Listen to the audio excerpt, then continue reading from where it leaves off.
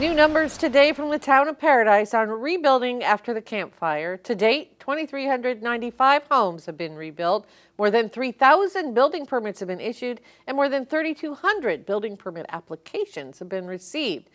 516 multifamily units have been rebuilt, 700 permits issued, and 812 applications have been received. And of course, rebuilding is about more than just numbers. Joining us now with more on what's happening on the Ridge, Colette Curtis, Recovery and Economic Development Director. Thank you so much for being with us today. Happy to be here, Linda.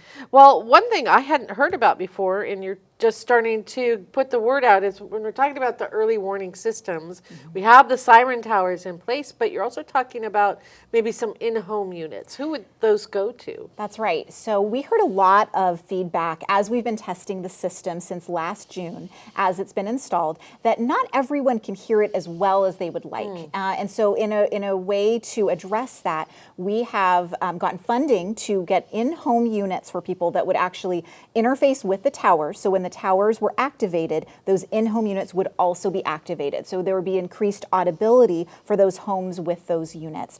And it could be where the home is located, or maybe the individual living there has a hearing problem, something like that? Yes, it could be either of those things. There are areas that it's harder to hear the sirens than others. And also, if there are individuals that have hearing impairments, we want to make sure that they have the information that they need as well in an emergency. So do those folks, do they contact you, or are you going to contact them, or how's that going to work? We're still working out how the process will work. We just received funding from FEMA that they will fund these units. So we are starting on an augmentation to the physical towers themselves this summer, and we should have the program ready to hand those units out by this fall. Well, that's good news. The testing of the sirens has now shifted to mid-month also, right? That's right. So again, we received feedback that with the testing, we were doing them every Saturday, every first Saturday of the month, and really people wanted to hear it on different days of the week to make sure that everyone was really hearing the test. So we are now doing the test on the 15th of each month. So that way it'll be a different day of the week each month,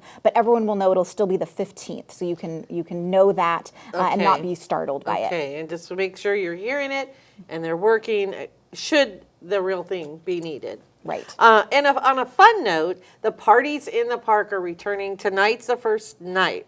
That's right. So the Paradise Ridge Chamber of Commerce puts on this wonderful summer activity, Party in the Park in Paradise at Paradise Community Park. It's from 5:30 to 8:30 p.m. every Wednesday, and it starts tonight. So I'll be there tonight. Come join me. Hope to see everyone there. Music, there's some vendors, some produce, and a really great time. And it's always a little cooler up there than down in the valley. And the park is just wonderful, grassy, pretty easy to see the gondola no matter where you are, and a lot of dancing going on up there. So I can testify it is a fun event, and it kicks off at 5:30 tonight. Colette, I want to thank you so much for being with us today. Of course. Always Thanks for a pleasure. having me. And we do have a link to where you can find the full lineup of music planned for the Parties in the Park season. Just head to actionnewsnow.com and click on news links.